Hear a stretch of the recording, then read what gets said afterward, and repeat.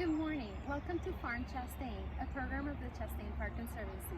My name is Rosa McHugh. I'm the Executive Director of the Chastain Park Conservancy, and this morning I'm here with my friend Steve Brown, North Fulton Master Gardener, who's here to teach another one of our series of Farm Chastain classes. I hope this morning you have an opportunity to enjoy the class and also visit our website at chastainparkconservancy.org, where you'll find more information about our projects and programs. You can look at our membership page and see an opportunity for you to support our Farm Chastain program, as well as our mission to restore, enhance, maintain, and preserve Chastain Park. Thank you for your time and enjoy the class. Take it away. Hello everybody, I'm Steve. I'm a gardener for the North Fulton Master Gardeners, and welcome here on this beautiful day in March to Farm Chastain. It's a great place. We've got these raised beds here, and a lot of gardeners, particularly from the North Fulton Master Gardeners, come here to help raise fruits, vegetables, herbs, and do it for the community. Some of the food we give away, others is mostly used as a training vehicle. We're not open right now, but we will be soon, and we want you to come out and visit us. The reason these beds happen to be raised here is that they were used for wounded warriors as part of our training techniques. But we train mothers, daughters, fathers, sons, uncles, Piedmont cancer patients. Everyone in the community is capable of coming out here and joining our educational program. So thanks for joining me today. We're going to talk about soil today. As you know, in gardening, soil is pretty darn important, okay? And just remember that Farm Chastain is something we call a diamond in the rough. Why do we call it a diamond in the rough? It's a diamond because it's very, very precious. It's in the rough because we're surrounded by a golf course. If a golf ball comes in here, those guys are really in the rough. So anyway, let's get started with the soils. Come on over this way. I'm gonna dig my hands in this dirt. I forgot to put my gloves on. But I'm going to dig my hands in this dirt and hold it up and show it to you. This is dirt that we've developed over the years. It's very high in organic content. It's very friable. That means it's loose. It's able to hold moisture, but not too much. So when I make a ball of it, I can make a ball of it, but then it falls apart. Perfect soil, perfectly friable, loose, perfect for the garden. Well, how did we get there? How did we do that? That's what I want to talk to you about. So here's one of the things I want to show you. This is a little training aid I show you of what soil is made of. All right, all soil is made of sand, silt, and clay. And these little circles I have here show you the porosity of the particles. So with sand, which has a bigger particle, when it's jammed together with other sand, you have big porous holes, which are called pores. Okay, silt, smaller. Clay, very small. And we know we have plenty of clay here in Georgia, right? You can see it from 30,000 feet above, correct? I'll talk to you more about this combination. So soil is 45% mineral, 5% organic material. That's only 50%. What's the other half? Anybody want to take a guess? It's air. Air is so important to getting the nutrients and the moisture and the organic material up through the root system, into the stem, up the stem, out to the leaves. So most of what we're going to be talking about, remember, loose, friable, organic, porous. Those are the key things to remember. Okay. So here we are. We're in the early spring. Everyone's getting ready to go in the garden, and now's the time to start, correct? No, not correct. What were you doing last fall when you were closing down your garden? Okay, remember, when you close down your garden, there's still a lot of work to do. And if you really want to be a good gardener with a productive garden, here's a couple of ideas. One is to clear out all the old stuff and the sticks and the rocks and so forth. You can leave some of your decaying organic material in the thing and in the garden and fold it over if you'd like. But there's a couple other things you can do. You can lay down newspaper on top of it, or cardboard on top of it, and cover it with compost, and cover the compost with mulch. Okay?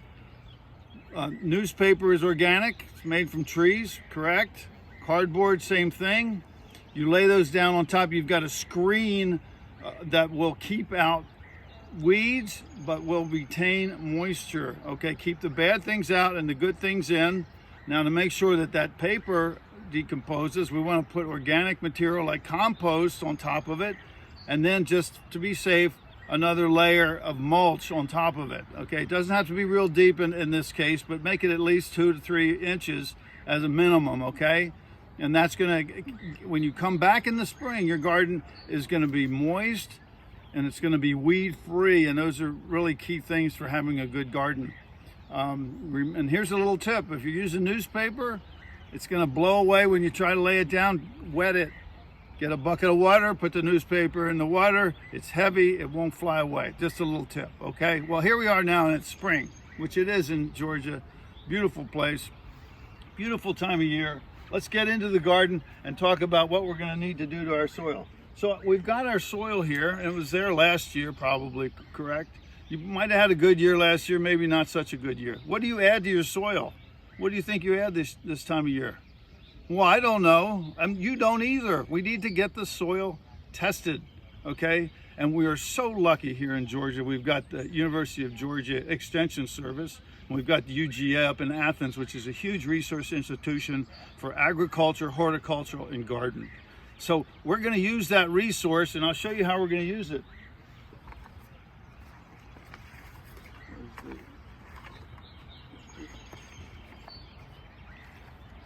This is a soil test bag for the University of Georgia to test. Now, there are soil testing kits that you can buy at a retailer.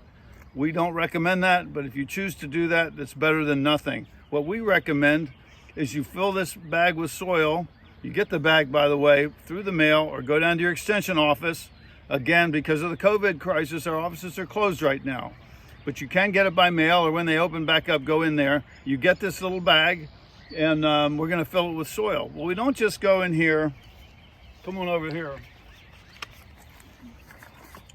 We don't just go in here and skim soil off the top and put it in the bag. Because what you're doing there is two things. One, you're just picking one part of the garden to test, not the whole garden.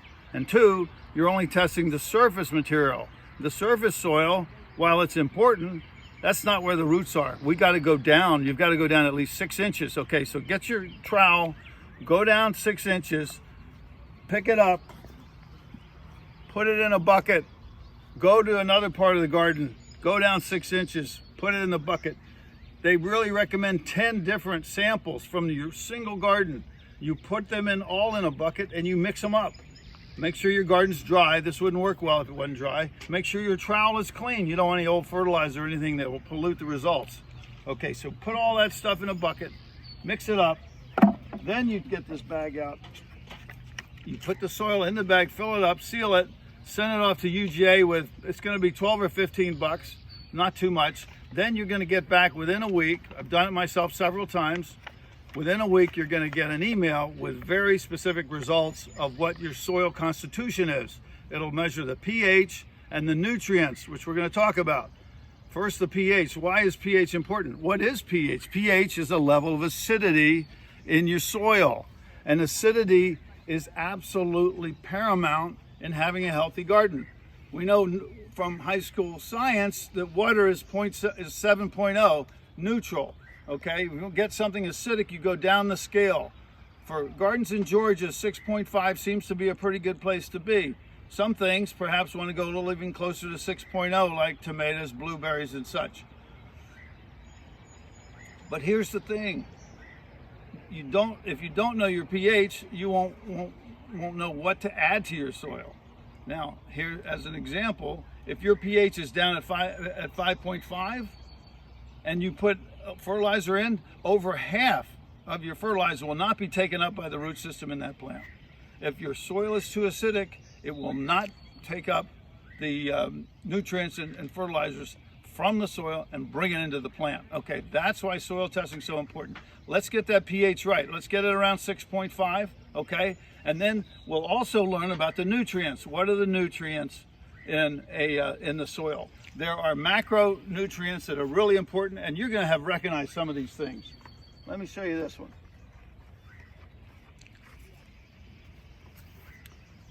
Nitrogen, phosphate, potassium. Those are the major macronutrients in soil. All soil needs to have these in a proper balance. When you go to the store and see the bag that's 15, 15, 15 or 10, 10, 10 or 40, 12, 2, that means it's 15% nitrogen, 15% phosphate, and 15% potassium, okay? That's what it's measuring. These are all essential.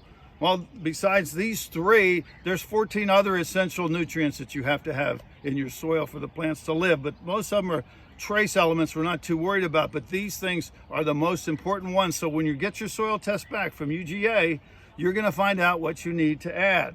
Now you can go to the store and buy a little of the synthetic fertilizer if you want. We recommend organic fertilizers. Synthetic fertilizers work okay. We can't say you can't use them.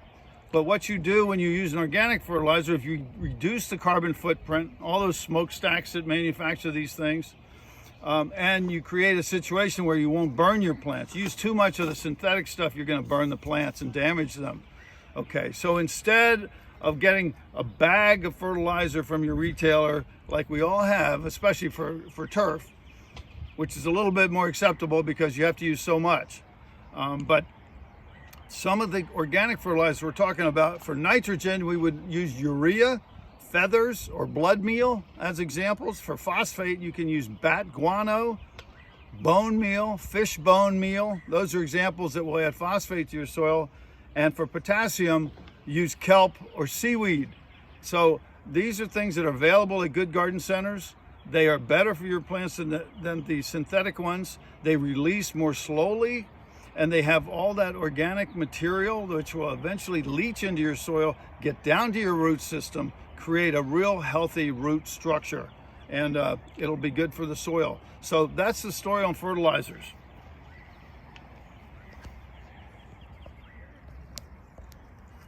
Before I forget, I want you to have this website available to you. Okay, this is the College of Agricultural and Environmental Sciences at UGA. This is an incredible website. It's just loaded with science-based research. And you go to this website, you find the one that says Extension, you go to Extension Publications, you will see thousands of articles for gardeners and farmers that talk about the science-based solutions to some of the problems, how to make a better garden, how to have it healthy, how to get rid of pathogens, all the things you need right here in one spot. Highly recommended.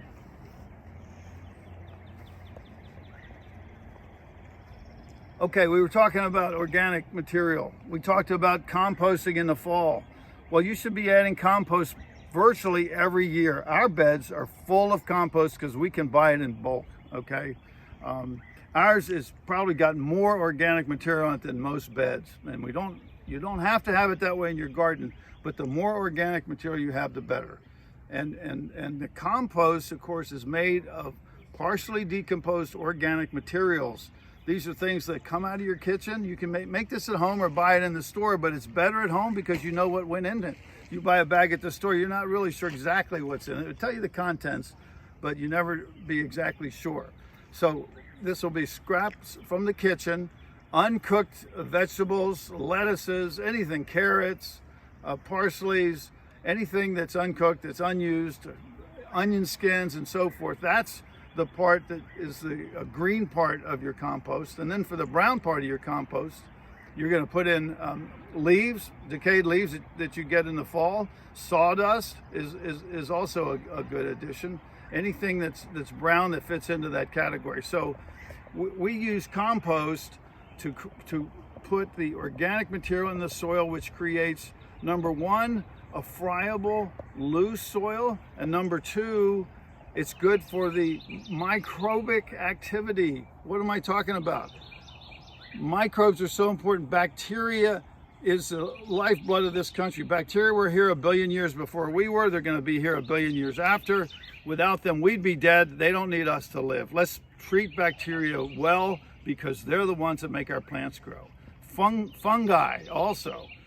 Some fungi will attach to the root areas and create a mycorrhizae, which creates a situation where you have easier uptake of nutrients and water into the plant, and the plant root system in turn feeds the mycorrhizae, and gives them hydrocarbons and sugars so that they can survive. We've got the symbiosis going on, and it's all underground. Remember, you're really farming two things, okay?